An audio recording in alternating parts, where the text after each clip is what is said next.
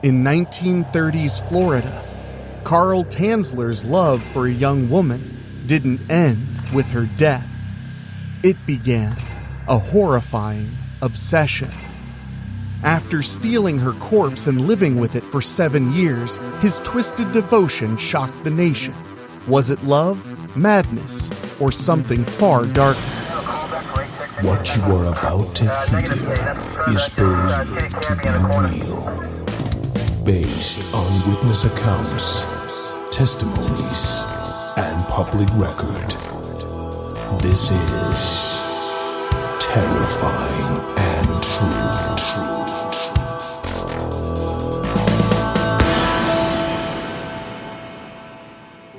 Key West, Florida, 1940. A quiet, tropical town hides one of the most macabre secrets in American history. For nearly 7 years, an aging radiologist lived with the preserved corpse of a beautiful young woman, dressed, perfumed, and posed as if still alive. Carl Tanzler claimed it was love that drove him to steal the body of Maria Elena Hoyos from her tomb. But what kind of love defies death, desecrates the graves, and crosses into obsession? Tonight we examine a story so bizarre, so unsettling, it has haunted generations.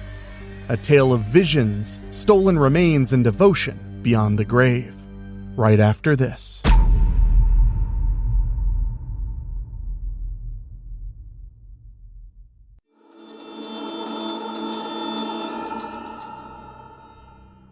George Carl Tanzler, also known as Count Karl von Cosel, was born on February 8, 1877, in Dresden, Germany. Growing up in the German Empire, he developed an active imagination and a fascination with the extraordinary. He later claimed to have had visions of a deceased ancestor, Countess Anna Constantia von Cosel, who revealed to him the face of his destined love, an exotic, dark-haired woman.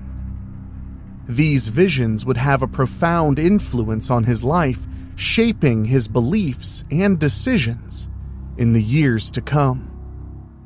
At some point, Tanzler traveled to Australia, where he lived just before the outbreak of World War I.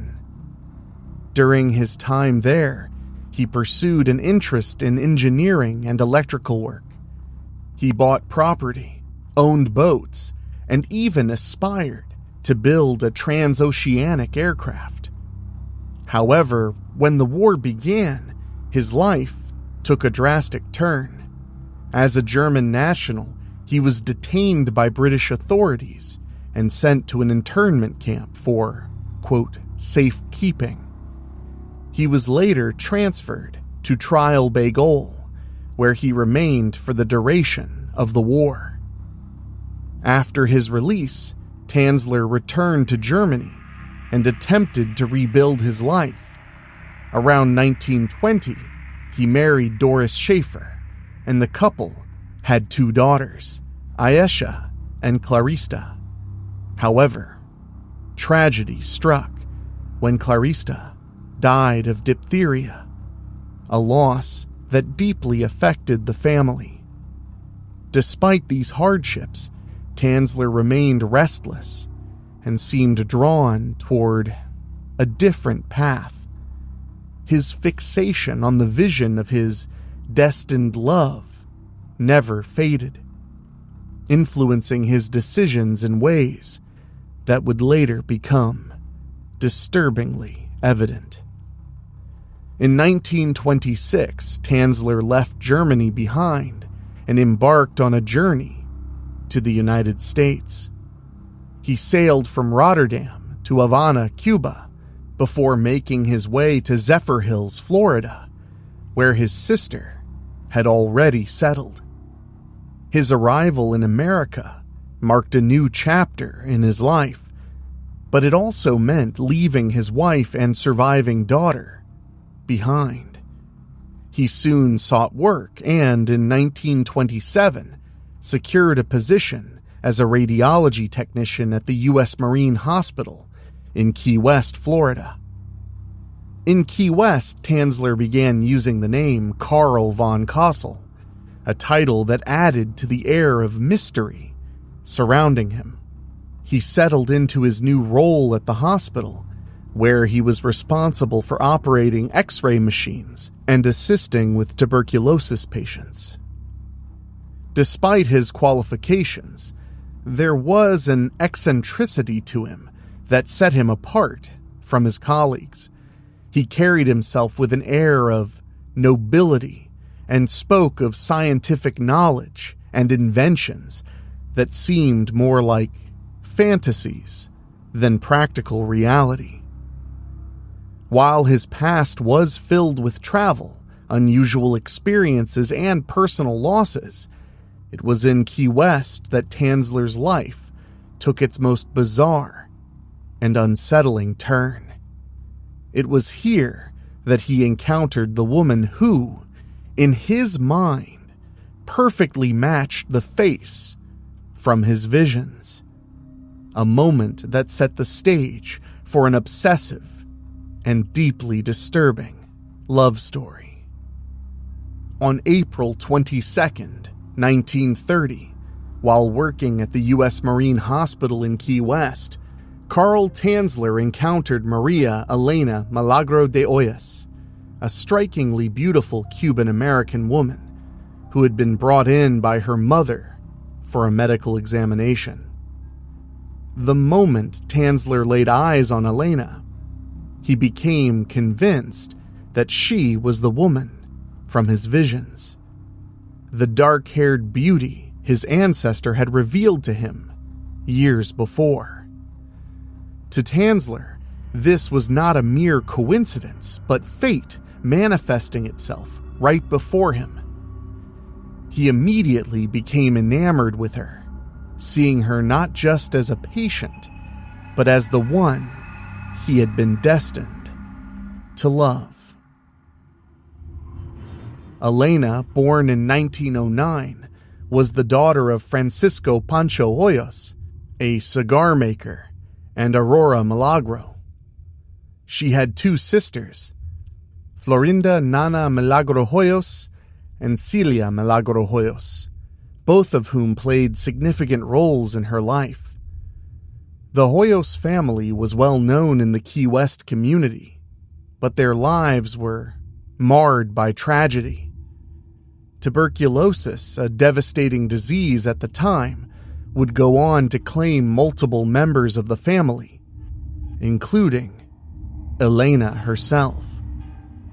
Her older sister, Nana, had married Mario Medina, who suffered a tragic and untimely death when he was electrocuted while trying to save a coworker who had accidentally struck a power line with a crane.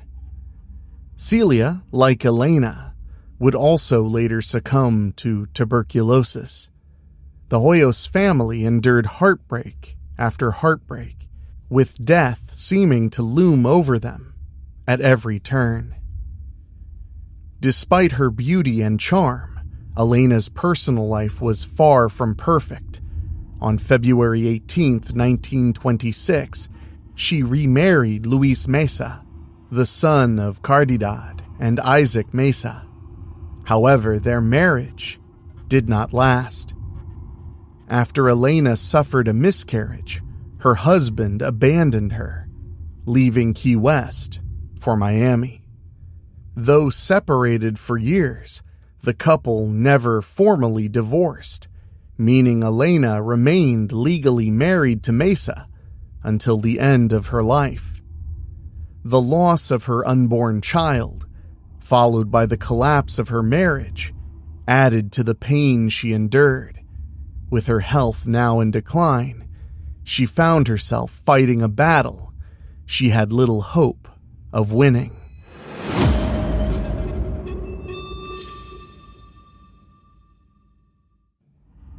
Elena was soon diagnosed with tuberculosis, an illness that had already devastated her family and was considered fatal at the time.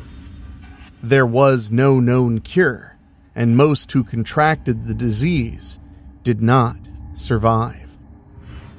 As a radiology technician, Tanzler became fixated on saving Elena, dedicating himself entirely to her treatment. He experimented with various methods, some of which were unconventional and had little or no medical backing. He brought X-ray machines, electrical equipment, and other supplies directly to the Hoyos home, determined to find a cure where none existed. However, Tanzler's dedication was not solely driven by medical duty. His obsession with Elena deepened with every passing day. Tanzler's efforts extended far beyond medicine. He showered Elena with lavish gifts, including jewelry, fine clothing, and expensive perfumes. He declared his undying love for her, convinced that they were meant to be together. However, there was no evidence that Elena ever reciprocated his feelings. She remained polite but distant, showing no signs of romantic interest. To her, Tanzler was simply a doctor trying to help her, while to him, she was the fulfillment of a prophecy. His infatuation grew more intense as her condition worsened, and despite her lack of affection, he refused to let go of the fantasy that they were destined to be together. Despite Carl Tanzler's relentless efforts to save her, Maria Elena Milagro de Hoyos succumbed to tuberculosis at her parents' home in Key West on October 25, 1931. Her passing marked the end of her suffering, but for Tanzler, it was only the beginning of a macabre obsession. Overcome with grief, he took it upon himself to arrange and pay for her funeral, ensuring that she was given what he believed to be a proper burial. With the consent of Elena's family, he also commissioned an elaborate above-ground mausoleum in the Key West Cemetery, a structure that would serve as both a final resting place and a shrine to the woman he claimed to love. However, his devotion went far beyond mourning. He visited the tomb almost every night, speaking to Elena as if she were still alive. As the months passed, Tanzler's attachment to Elena's grave only grew more intense. He spent long hours by the mausoleum, playing Spanish love songs on a small organ, convinced that her spirit remained with him.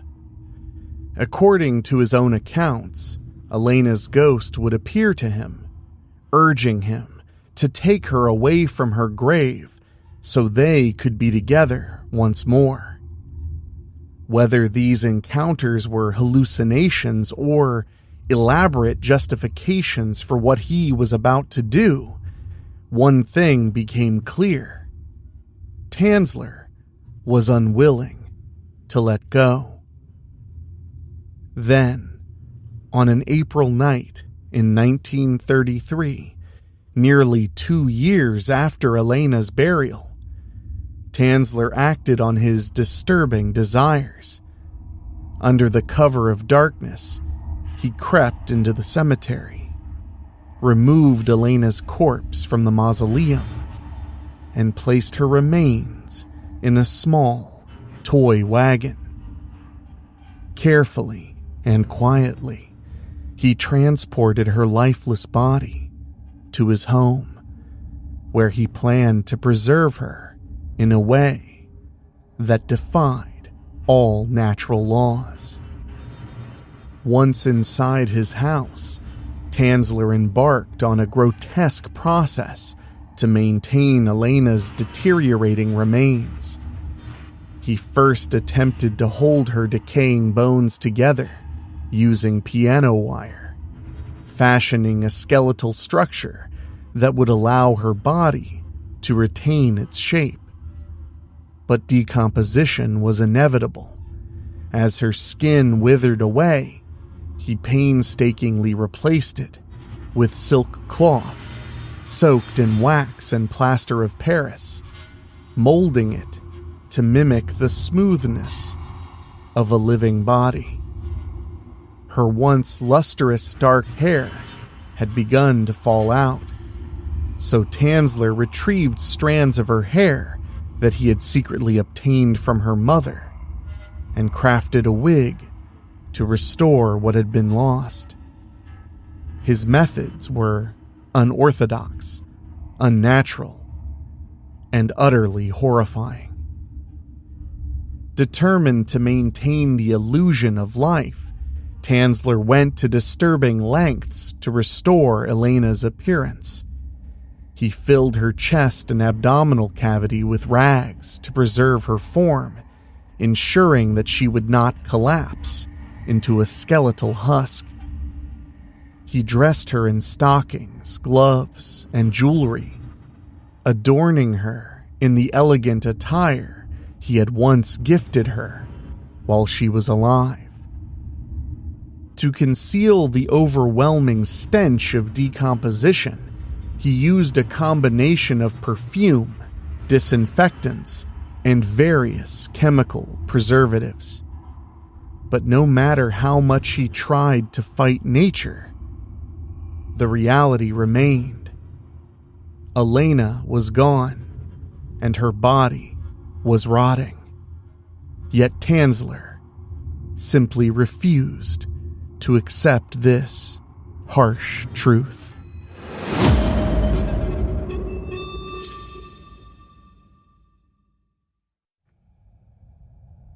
For years, Tanzler lived in seclusion with Elena's corpse, treating her as though she were still his beloved companion. He spoke to her, dined beside her, and even shared his bed with her lifeless remains. In his mind, their love had transcended death, and he had done what no one else could. He had brought Elena back to him. But in the outside world, people had begun to notice his strange behavior. Whispers circulated about his reclusive lifestyle, his obsession with a woman long dead, and the unsettling presence of a figure glimpsed through the windows of his home. Tanzler had managed to keep his secret for nearly 7 years, but the truth was about to come to light in the most shocking way imaginable. In October 1940, nearly 7 years after Carl Tanzler had taken Elena Hoyos' body from the cemetery, his dark secret was finally exposed. Rumors had been circulating in Key West that Tanzler was living with Elena's remains, treating her as though she were still alive. These whispers eventually reached Elena's sister, Florinda Hoyos, who became deeply disturbed by the allegations. Determined to uncover the truth, she went to Tanzler's home, where she made a horrifying discovery. Her sister's corpse, eerily preserved and dressed, was still in his possession. Worse still, Tanzler was seen dancing with Elena's body in front of an open window. Overcome with shock and disgust, Florinda immediately alerted the authorities, leading to Tanzler's arrest. After he was taken into custody, Tanzler underwent a psychiatric evaluation, but despite the disturbing nature of his actions, he was deemed mentally competent to stand trial. He was charged with, quote, wantonly and maliciously destroying a grave and removing a body without authorization. On October 9, 1940, he appeared at a preliminary hearing at the Monroe County Courthouse in Key West. Although his crime appalled the public, the legal system did not hold him accountable. The case was dismissed due to the statute of limitations expiring, and Tanzler was released without facing any significant consequences for his actions. Following the recovery of Elena's body, physicians and pathologists conducted a thorough examination before making an unusual decision. They placed her remains on public display at the Dean Lopez Funeral Home. The case had already captured widespread attention, and an estimated 6,800 people came to view Elena's preserved body, turning the tragic affair into a macabre spectacle. After the public display, officials took measures to ensure that Elena's remains would never be disturbed again. Her body was reburied in a secret, unmarked grave within the Key West Cemetery. Some reports claim her remains were dismembered and placed in a metal box before burial, preventing any further desecration. The case became a media sensation, with extensive coverage from newspapers like the Key West Citizen and the Miami Herald. While some saw Tanzler's actions as grotesque and deeply unsettling, a surprising number of people viewed him as an eccentric romantic, driven by an obsessive love rather than malice. Many articles portrayed him with an air of tragic devotion, rather than condemning his desecration of Elena's body. This unusual public sentiment turned Tanzler into a strange kind of folk figure, with some people expressing sympathy for his obsessive infatuation, rather than horror at his grave robbing and corpse preservation. Decades later, new allegations added another disturbing layer to the case. In 1972, two physicians, Dr. Depew and Dr. Foraker, who had been involved in the 1940 autopsy, claimed that they had discovered a vaginal tube inserted into Elena's corpse, implying that Tanzler had engaged in necrophilia. However, because no such evidence was presented in court at the time, and the claim emerged more than 30 years later, its credibility remains in question. No existing photographs from the autopsy or the public display showed any such device, making the accusation difficult to verify. Nonetheless, the claim persisted and was even repeated in the 1999 HBO autopsy program, cementing Tanzler's legacy as one of history's most disturbing figures.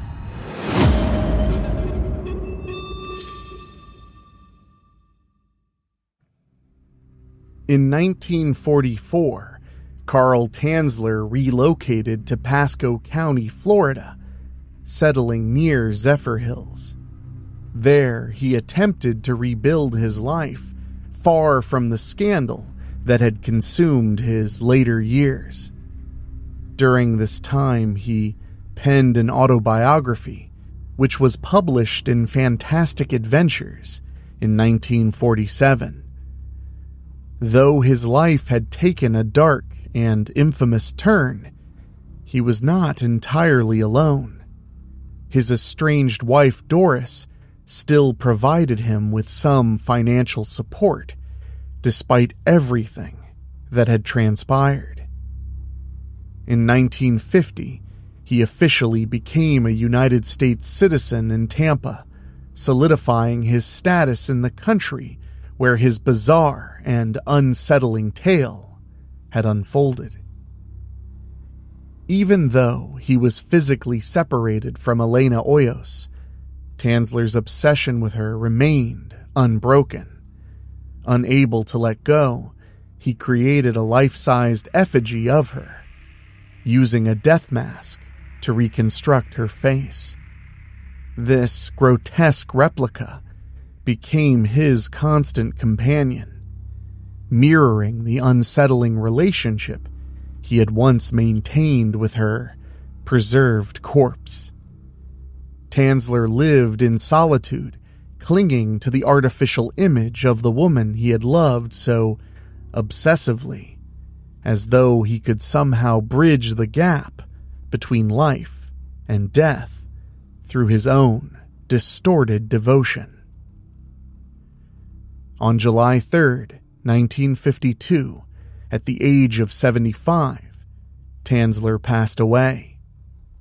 His body remained undiscovered for 3 weeks before authorities finally found him inside his home. Conflicting reports surrounded the circumstances of his death, with some speculating that he had ended his own life. One particularly haunting claim suggested that his body was found cradling the effigy of Elena, as if, even in death, he refused to let go of the fantasy he had created. His obituary, however, provided a slightly different account, stating that Tanzler was found lying on the floor behind one of his musical organs.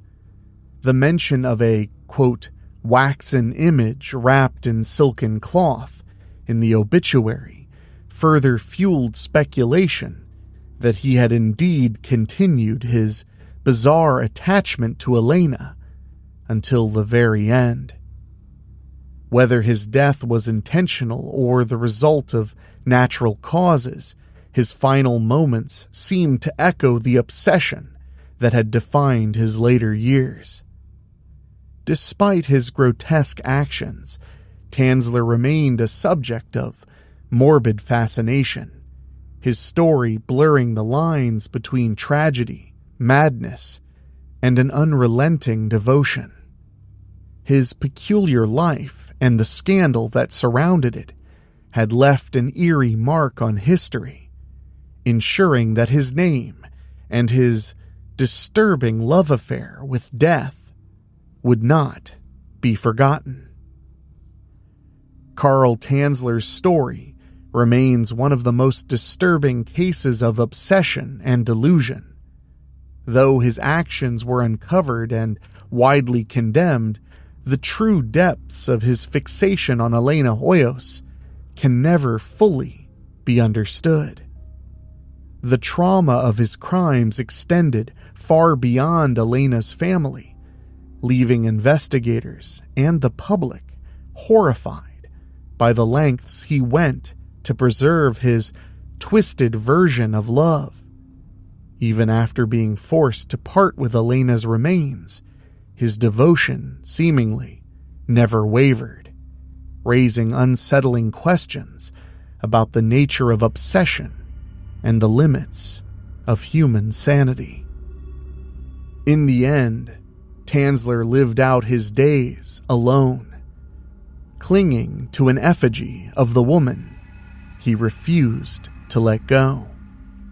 His story leaves a chilling question. When does love cross the line into something far more terrifying? And how far will some go in order to hold on to what was never truly theirs? Terrifying and True is narrated by Enrique Couto. It's executive produced by Rob Fields, Mark Shields, and Bobbletopia.com. And produced by Dan Wilder, with original theme music by Ray Mattis. If you have a story you think we should cover on Terrifying and True, send us an email at weeklyspooky@gmail.com. And if you want to support us for as little as $1 a month, go to weeklyspooky.com/join. Your support for as little as $1 a month keeps the show going. And speaking of, I want to say an extra special thank you to our Patreon podcast boosters, folks who pay a little bit more to hear their name at the end of the show. And they are Kate and Lulu, Jessica Fuller, Johnny Nix, Jenny Green, Amber Hansford, Brent McCullough, Karen Weemet, Jack Kerr, and Craig Cohen. Thank you all so much, and thank you for listening. We'll see you all right here next time on Terrifying and True.